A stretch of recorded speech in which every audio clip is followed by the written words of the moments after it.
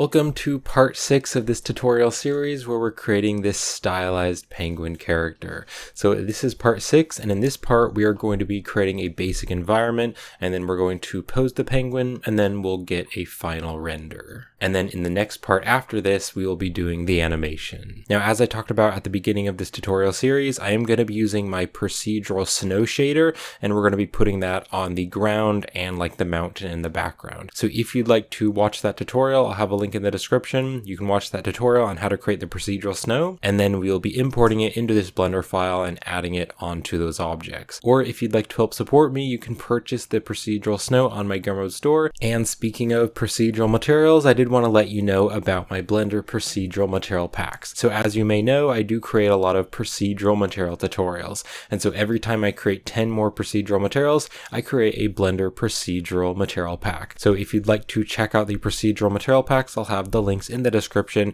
where you can purchase on my Gumroad store. All right, so we're first going to start off by creating kind of like a hill that the penguin is going to be standing on. So I'm going to press Shift A. Let's go here to Mesh, and I'm going to add a plane. I'll press S to scale, and we're going to scale this up, and then I can also press G to grab, and let's bring this down on the Z axis, and we're going to stick it right here so the penguin is just standing on it. I'm going to tab into edit mode, and then I want to press S to scale, and let's scale this down on the Y axis and just bring that down a little bit. And then I can also press S to scale, and we're going to scale this up on the X axis and make it a lot bigger, maybe scale the whole thing up a little bit. All right, that's pretty good. So now what I'm going to do is click right over here on the vertex select. I'm going to select this vertex, hold down the shift key and select this vertex. And then I'm going to press 3 on the numpad, and that's going to take me to the side view. So I now just want to extrude this down to make the hill. So I'll press E to extrude. We're going to extrude that down, and then E to extrude, and E to extrude again, just kind of bring that down like that. And then I want to add a subdivision surface modifier to smooth that out. So let's click right over here on the modifier properties. I can click on add modifier, and we're going to add the subdivision surface. And then I'm going to set the levels viewport and render both up to 2 so that it's nice and smooth. And then using the object context menu, we can also shade this smooth in the object mode. All right, that's looking good. Let's tab back into edit mode, and I want to extrude this down. This is going to be the bottom of the hill, the other side of the hill. So I'm going to select this vertex, hold down the shift key, select this vertex, and then I'll press 3 on the numpad for the side view. Then I can press E to extrude and E to extrude and just place those there and just kind of extrude that down, something like that. So we now just have that nice hill there, so the penguin can walk up the hill and then go down the hill. Now something that I want to do is make this thinner because this top part is actually pretty long. So I'm going to press 7 for top view, and I'll press A to deselect everything. I'll now press B for the box select, and I'm going to drag a box around this back part of the hill. I can press G to grab, and let's bring this in on the Y axis and just bring it closer. I can press A to deselect everything, B for the box select. I'm just going to drag a box around there, make this a little bit smaller, and then I can press G to grab, and let's bring this back on the Y axis like that. All right, back to solid view, and then in the animation, the penguin's going to walk up the hill and then wave and then slide down the hill. Or if you're just going for the final render, then we can just have the penguin kind of standing on this hill and waving. All right, so now I'm going to add the mountains in the background. So to add the mountains, I'm going to be using a Blender add-on, and it's built into Blender, so you don't need to install anything, you just need to enable the add-on. So let's click on edit and then open up the preferences. And then in Blender's user preferences, we want to click right over here on add-ons. So just click on the add-ons, and then over here on the search, you can start to type in land, and I want to turn on the ANT landscape add-on. So once you've check marked the add-on, I can just close the user preferences. So now that we've turned on the landscape add-on, I'm going to just press A to select everything, and then I'll just press H and that'll hide everything. I'm now going to press Shift A, and I'm going to go here to mesh, go down here, and you can see way down here at the bottom, we have this landscape. And you may not see all of these things here. That's because I've turned on some other Blender add-ons like the add mesh extra objects. I've also turned on the bolt add-on. Those are just some other things I've turned on, but way down here, you should now see the landscape. So just click on that, and that's going to add in the landscape. Let's zoom into the landscape by pressing period on the numpad. All right, now if you move the landscape around, it's going to get rid of these settings, so make sure you don't move the landscape. I'm just going to click on this little arrow here, and that is going to open up the landscape settings. So you can play around with the subdivisions if you want to make it more subdivided. There's a lot of different settings you can play around with to make the landscape look different. What I'm going to do is just play around with the seed here. So I'm going to just turn the seed up, and I'm just going to change the seed to some value. And I actually really like the seed value of 2. So I'm going to change that to 2. I really like how that looks. There are also a lot of other settings, like you could change these different settings to make the landscape look different with the noise type and the noise basis. But I'm just going to go with that. So I'm just going to turn the random seed to 2, and I'll just leave everything at the default. So I can scroll up with my scroll wheel and then just click on this button to close that. So I'm now going to press G to grab, and I'm going to bring this over on the y-axis and bring it back. Then I can press S to scale, and we're going to scale that up. So I can now press Alt-H, and Alt-H is going to unhide everything that we hid. So I just want to select the landscape, and I'll press G to grab, place it there. We'll press S to scale, bring that up, and then I'm going to have the camera about here, somewhere around here. So I'm going to press G and Z and bring that down. I'll press S to scale, and we do want to scale this up pretty big because these are some big mountains. So just bring these pretty far back, and we can also rotate them on the Z axis, and I'm just going to rotate that over. And then I'm going to have the camera about here, so I just want to scale that up and kind of put it about there, something like that. And then now would be a good time to add a camera. So let's press Shift A, and I'm going to go right down here and add a camera. And then what you can do is you can just move to wherever you want the camera to be. And then once you have the camera about to where you want it to be, you can press Control-Alt Numpad 0. So Control-Alt Numpad 0 is going to bring the camera to where you are. So now I can press G to grab. If the camera is selected, you can press G to grab. You can also double tap the R key to use the trackball rotation. You could also press R to rotate and rotate it on the Z axis to move it back and forth. And then also I want to bring the camera back a little bit. So I'm going to press G, and then I'm going to double tap the Z key, and that's going to bring the camera in and out. So I'm just going to bring the camera to about there, maybe just bring it in a little bit, and then I can scale this landscape down, just kind of stick it there. I think that's a pretty good size, so just something like that, just that we can kind of see that in the background. Now it is kind of sharp and it's kind of jagged, so I'm going to select the landscape, and then I'm going to press Control 2, and Control 2 is going to add a subdivision surface with 2 levels. So now you can see that mountain back there is much more smooth. Let's press Control S to save the project. So let's now hold down the Z button, go to rendered view and let go to preview how that's looking in the rendered view. Now I actually do want to be able to see the HDRI in the background, so I'm going to go right up here to the render properties and just open up the film tab, and I'm going to turn off the transparency, and that way we're actually able to see those clouds in the background, and I do think that looks quite nice.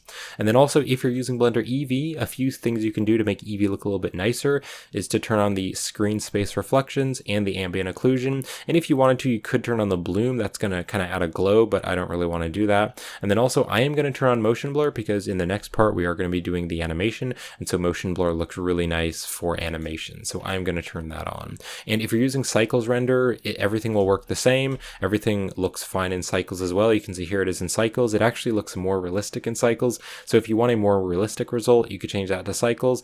I am going to be using Eevee because I know that many of you prefer to use Eevee because it does render a lot faster. Alright, so I now want to add in the procedural snow. So there are a few ways to do this. One way that you could do it is to add the procedural snow to Blender's asset browser. So I have created a tutorial on how to use Blender's asset browser. I'll have a link in the description and a card right up there on the screen if you'd like to watch that tutorial on how to use Blender's asset browser, and then you can just drag in the procedural snow once you've marked the procedural snow as an asset and added it into the asset library. So if you want to, you can do it that way, or you can just append in the snow material. So I'm just going to be appending in the snow material for this tutorial. So what I'm going to do is click on File, and then I'm going to click on Append. And then when you hit append, it's going to bring up Blender's file browser, and you can just locate to wherever you have the tutorial files. So again, you can watch the tutorial on my YouTube channel and then just locate to the Blender file with the procedural snow, or you can also purchase the procedural snow on my Gumroad store. And also if you're on my Patreon page,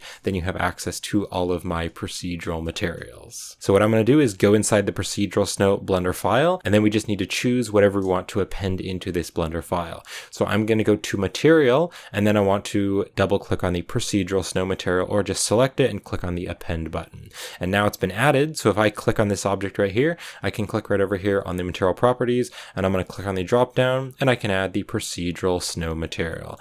And it's been added now. If you kind of zoom in there, it is really bright, so it is kind of hard to see, but there we go. We have that procedural snow material.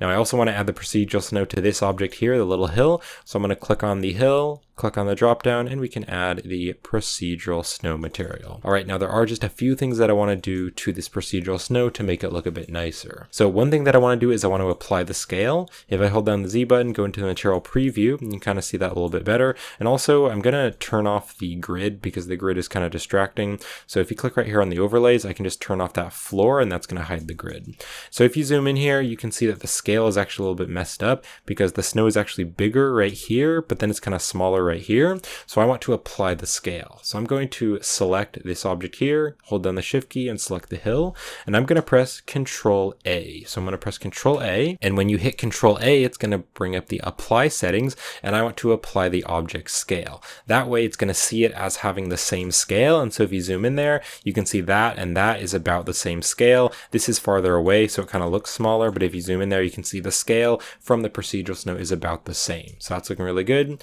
We can go into rendered mode and see how that's looking. Now there are a few other things I want to do to the procedural snow just to edit it and make it look a little bit better for this scene. So I'm just going to select one of these objects, and then I'm going to hop over to the shading workspace and then just go into the camera view by pressing 0 on the numpad. I can hold down the Z button, go to rendered view and let go just to preview that.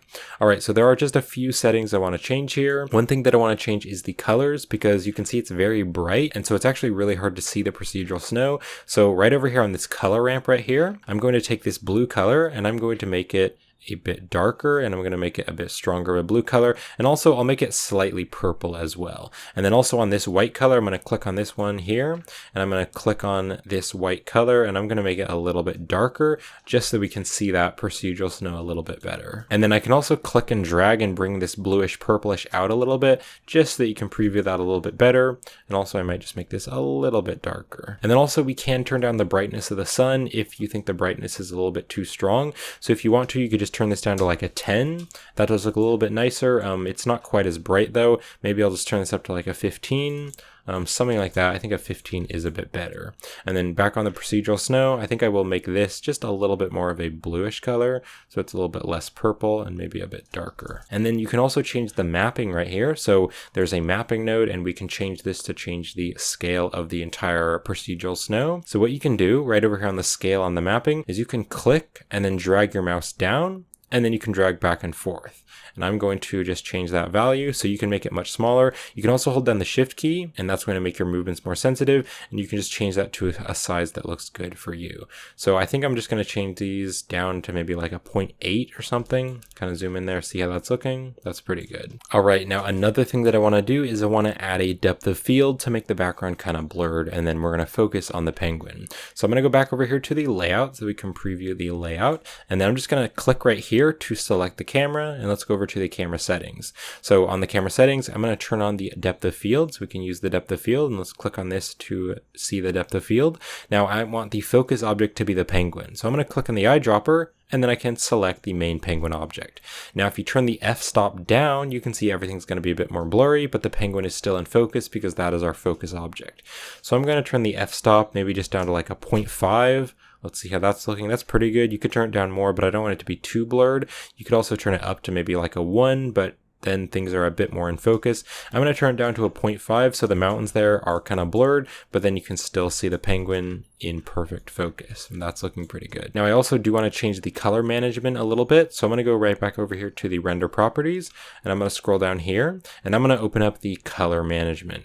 Now right here on the view transform, I'm going to set this to a filmic, so it's using the filmic view transform, and then on the look here, I'm going to set this to medium high contrast, and you can see that's just going to make it more contrasty, kind of pop out the colors and make the colors a little bit more saturated, and it'll just make the whole image look a little bit nicer. And I am going with a pretty simple environment because I mainly just want to focus on the character, but if you wanted to, you could totally make the environment much more interesting. You could add trees, you could maybe even add an igloo, you could make like a frozen lake, or you could even add like snow falling down. You could do so many things. I just want to mainly focus on the character. I don't want to spend too long working on the environment, but you could totally make the environment really cool if you wanted to. All right, so now I'm going to pose the penguin. So I'm going to select the armature, and then let's press Control Tab, and that's going to go into pose mode. So I'm just going to pose the penguin just to get a final render. So I'm going to start by selecting this bone here. I'll press R to rotate. We can rotate this on the Z axis.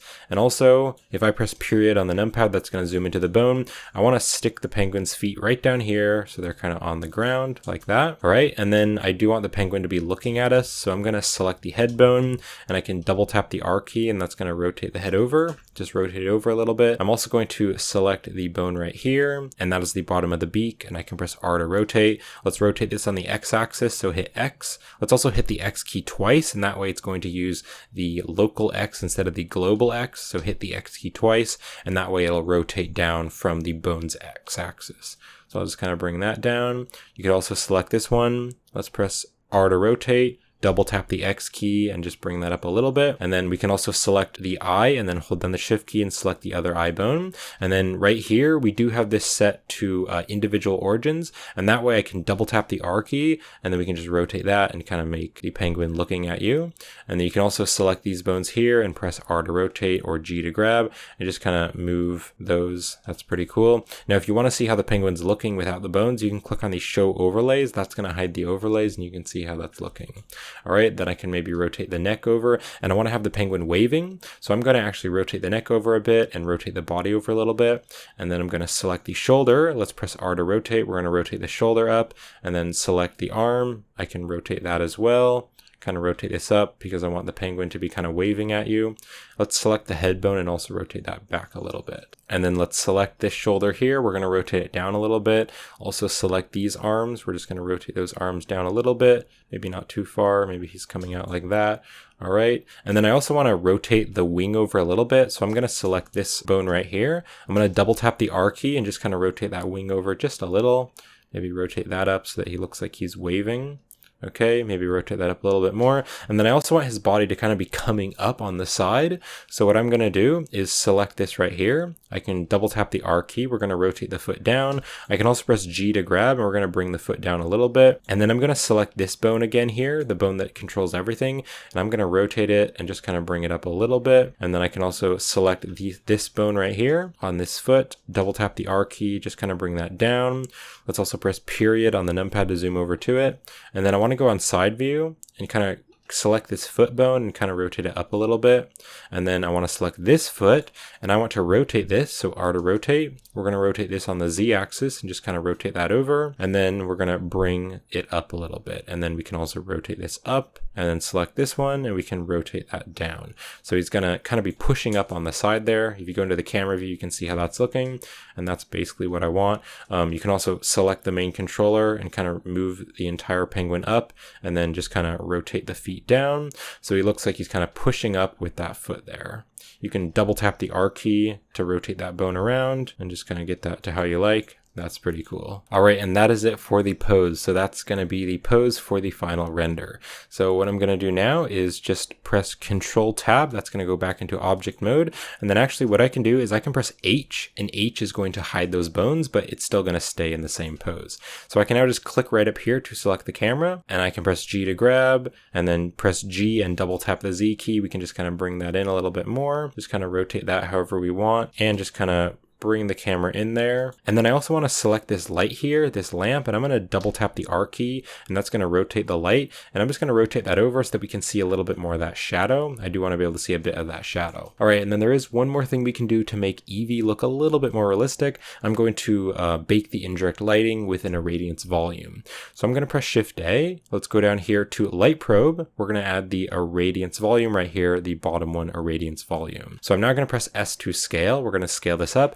And I want to stick the irradiance volume in the entire scene. So I'm going to scale it down on the Z-axis because we don't need to be that high. Bring it up on the Z-axis. So all these little dots here, I want those dots to be kind of around the main scene. I can also scale this up. So I want to scale it on the X-axis and scale it up. So we can now use this irradiance volume to bake the lighting, and it will just make it look a little bit more realistic. So what I'm going to do now is go right over here to the render properties, and I'm going to open up the indirect lighting. So right here, open up the indirect lighting. I'll press Control S again to save, and then I'm going to click Bake Indirect Lighting. And so it's just going to bake some of the lighting and make it look a little bit more realistic. So you can see it's kind of making it darker down there. That's realistic, that there would be kind of a shadow down there behind the penguin or underneath the penguin. And it's also making the shadows look a little bit nicer. And also I think it makes the procedural material look just a little bit nicer because the lighting is more realistic. So that's looking really good. I especially like that shadow down there, and the reflections and things look just a little bit more realistic. All right, so we can now render this image, and then I'll just do a little bit of compositing to make the final render look nice. So to render the image, you can press F12. That's going to render the image, and we'll just wait for that to finish. finish. All right, so there it is for the final render. Now let's just do a little bit of compositing to make it look really nice. So I'm going to click right over here on Blender's compositing tab. We'll just do a little bit of compositing. So I'm going to just bring the timeline down, or the dope sheet, just bring that down. Let's click on use nodes, and that's going to use Blender's compositing nodes. So one thing that I want to do in the compositing is to add a vignette around the image. So I'm going to press Shift A, and I'm going to go to the search here, and I'm going to search for a box mask. Let's just click on the box mask and drop it down here. Now I want to be able to preview different nodes, so I'm going to be using the Node Wrangler add-on. So if you don't have the Node Wrangler add-on enabled, you can click on Edit, and then you can open up the Preferences. And then in Blender's User Preferences, you can go over to the add-ons here, and over here on the search, you can start to type in Node, and then just check mark this Node Wrangler add-on. And then once you've check marked that, we can close the User Preferences. So now that we have the Node Wrangler turned on, I can hold down the Control and Shift key and then select different nodes. And that is going to preview them in the background, and make sure you have the backdrop enabled. Now it's a little bit too big here in the background, so I'm going to press V, and V is going to zoom the background out, and then Alt V is going to zoom the background in. So now what I want to do is just select the box mask. You can kind of see it right there. So I want to drag this out and make it a little bit bigger. So I now want to make the width and the height bigger. So just select the box mask. You can also Control Shift and select it to preview it. And I want to create a box that is pretty big, but not as big as the image. You can also hold down the Shift key as you're dragging these values to make your movements more sensitive. So I'm just going to bring up the height and the width so that there is a little bit of a black area right there. Now I want to blur this so that it looks like a vignette. So I'm going to press Shift A, and I'm going to search for the blur node. Let's click on the blur node and drop it down here. And then on the X and Y, I'm going to change these both to maybe like a 300. So maybe like a 300. Now I am rendering this in 2K resolution. You're probably just rendering this in 1080p. And so if you're doing that, then the X and Y scale is going to be different. So you may not need to blur it this much. And actually, I think this is a little bit too much for me. I'm just going to change this to maybe like a 250. So it's not blurring quite as much. So just play around with that blur and get it to how you like. So what I want to do now is add this into the final image. So I'm going to press Shift A, and I'm going to go to the search here, and I'm going to search for an alpha over node. Let's click on the alpha over node, and then I'm going to drop it right in here between the render layers and the composite. And then I want to preview the alpha over, so I'm going to hold down the Control and Shift key and then select the alpha over to preview that. So I now want to take the blur here, and I want to put the blur into the factor. So that's going to be the factor, and then I actually want to switch these. So this image here is actually going to go into the bottom one, and then the top one, that is going to be what's around here on the edge. So I'm going to click on this color right here, and I'm going to make it fully black, and you can now see that vignette effect. So if I Control Shift select the rendered layers, you can see there it is before, and then I can Control Shift select the alpha over, and you can see there it is after. And so now you can play around with that scale. So if you want to turn the scale down, you can see more of that vignette as you turn the scale down. And so now if you want to, you can play around with that blur again. So if it's not quite as blurred, you're going to see a stronger vignette, but if it's more blurred, it'll be more subtle. And then you can also play around with the width and height on the box mask. So if you want to see more of that vignette, you can drag the height and width down, and then that way you'll be able to see more of that vignette. All right, and then there is one more thing that I want to do. I want to add the glare node just to add a tiny little bit of a glare. So I'm going to press Shift A, and I'm going to go to the search, and I'm going to search for the glare node. Let's click on the glare node, and we're just going to drop it here. Now, when we add the glare node, I want to click on these streaks here, and I instead want to change it to the fog glow, and that way it's just going to be kind of a foggy glow there, kind of a circular glow, but it's a bit too strong, and so I do want to make it smaller. So one thing we can do to make the glare smaller is I can take the medium and I can change that to high, and that's going to make it a little bit smaller. And then I'm also going to turn the threshold here to like a 2, and that's just going to make it a bit more subtle. So I'm going to turn the threshold to 2, and now you can see there's just a little bit of a glow there, but it is pretty subtle. All right, so let's save this image. So what I'm going to do is press F11, and F11 is going to take me back to the image editor, and it's going to show the render result. Now I don't want to preview the render result, so I want to click on the drop down, and I instead want to preview the viewer node, and that's going to show me the finished composited image. And then to save this image, you can click on image, and then you can just click on save as. And I'm just going to save this as final render.jpg, and I will click on save as. All right, and there we have it. So there is the finished character with a basic environment, and he's in a pose. And this is going to wrap it up for part 6 of the tutorial series. So I hope you've been enjoying this so far, and I hope you've been learning a lot, and thank you so much for watching. But the tutorial series is not over yet, so if you'd like to do the animation animation. In the next part, we are going to be doing the animation. So we're going to be creating this animation here where the penguin walks up, kind of waves, and then slides down the hill. So I will put part 7 right up there on the end screen, and also I will have the link in the video description. So thank you for watching, and I will see you in part 7 where we will be doing the animation.